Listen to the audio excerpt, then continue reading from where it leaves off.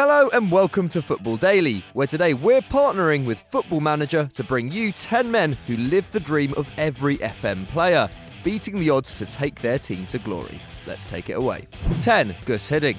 Guus Hiddink has won 13 trophies during his career as a manager, and 7 of those came in his very first job with PSV Eindhoven. The Dutchman had previously played for the Boeren and took charge of the club at 41 years old, with 10 games remaining of the 86-87 season. At the time, PSV were 3 points behind Ajax, and they went on to win the league by 6. That was the first of 3 consecutive titles, and in 1988, Hiddink's outfit completed a remarkable treble, becoming just the 3rd side in Europe to accomplish the feat, after Celtic and Ajax. They won the European Cup with a final victory over Benfica, after knocking out Real Madrid in the semi, and key defender Ronald Koeman came in 5th for the Ballon d'Or. But despite his success, it seems Hiddink needed PSV more than they needed him. In a 30-year career with spells at Chelsea, Real Madrid and Valencia, Hiddink never won another domestic title, except in a second period in Eindhoven, where he picked up another 3 Eredivisie medals. 9. Weirdin Bosco. Somewhat unknown, despite managing Real Madrid to a domestic double in 1980, Yugoslavian Weirdin Bosco was an Olympic silver medalist as a player, but is best known for his achievements with Sampdoria in the early 1990s. With stars like Roberto Mancini and Gianluca Vialli, Bosco temporarily broke the dominance of Arrigo Sacchi's Milan, delivering the Blu Chiati the only title in their 71-year history. Vialli beat Roberto Baggio and Jurgen Klinsmann to be the top scorer in Italy, and a year later, Samp almost surpassed their achievements, reaching the Champions League final, where they faced Johan Cruyff's dream team. For over 90 minutes, Bosco's side kept Guardiola, Laudrup and Stoichkov at bay, taking the match to extra time with the score sheet still blank. Eventually, in the 112th minute, Ronald Koeman pinged a free kick, which should never have been given, into the net, and Barca celebrated. But they had only done what was expected. Bosco, meanwhile, had done something beyond the wildest dreams of Samp fans. 8. Javier Irureta. In 111 years, Deportivo La Coruña have been Spanish champions just once, under Javier Irureta in 2000. Not just a remarkable achievement, it healed the wound of 1994, when the club missed out on the title on the last day of the season, with Miroslav Djukic missing an injury-time penalty which would have brought Depor glory. With lethal Dutchman Roy Mackay bagging 22 up top, Depor outscored every team in Spain, except for Barcelona. Though they lost a massive 11 games, Barcelona lost 12, and the Galicians finished 5 points ahead of the Blaugrana and 7 ahead of Real Madrid. Despite Roberto Carlos, Raúl, Seedorf and Casillas, Real ended up in 5th.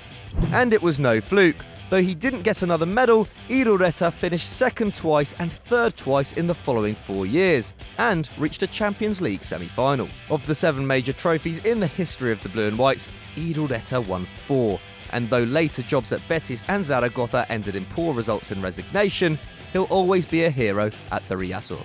7. Rennes Agira. A steady midfielder who won 3 titles with Bordeaux in the 80s, alongside French icons Alain Giresse and Jean Tigana, Rennes Agira had a mostly unremarkable coaching track record when he was hired by Montpellier in 2009. The club had just been promoted to the top flight and poached Gira from France's under-21 side to try and keep them up. Montpellier finished 5th in their debut year back in the big time, earning a spot in the following season's Europa League group stages, but came 14th in Girard's second campaign, just 3 points above relegation. It looked like a return to Ligue 2 was imminent in 2011-12. To make matters worse, that year Paris Saint-Germain got their first dose of Qatari oil money, spending €107 million, while Montpellier forked out a whopping €2 million. But somehow, against all odds, it was the Minnows that wound up French champions for the first time ever. They allowed just 34 goals in 38 games, while Olivier Giroud won the Golden Boot, hitting 21 in the league and laying on 9 assists. He left that summer, and Girard went on to Lille and Nantes, but could never reproduce the magic he'd found on the south coast. 6. Dimitar Penev. At 6 on our list is a manager who actually won nothing in the role which earned him his place. Dimitar Penev won 8 titles as a player in his native Bulgaria and picked up 90 caps for the country, before going on to manage the Lions in 3 separate spells. The second of these saw Penev charged with qualifying for the 1994 World Cup, after they'd missed out on the previous edition, and his side, led by Barcelona forward Hristo Stoichkov, beat France in a playoff to make the tournament. However, expectations were low, with Bulgaria having not won a single game in 5 previous World Cup campaigns. But despite an opening loss to Nigeria, they beat Greece and Argentina to make the second round, knocked out Mexico on penalties, and came up against reigning world champions Germany in the quarters. Incredibly, Matthäus and Klinsmann couldn't halt Penev's juggernaut, and they won 2-1 to make the semi, where they finally lost out to Italy. Stoichkov won the Ballon d'Or, and Penev returned to club management, where he discovered youngsters like Stilian Petrov and Dimitar Berbatov. 5. Jordan Vieira. A Brazilian who spent his entire coaching career in North Africa and Asia, Jordan Vieira is an accomplished man. A defender in his years on the pitch, he went on to earn his doctorate in sports science and learned 7 different languages, but faced his sternest test when appointed to the Iraq national team 2 months before the 2007 Asian Cup. The country was a mess, torn apart by religious and ethnic divisions, and of course the destructive interference of the West. The team hadn't even been able to play on home soil in the run-up to the tournament, but under Vieira, the Lions of Mesopotamia became united, a team of Sunni, Shia and Kurdish players joining together in a common goal.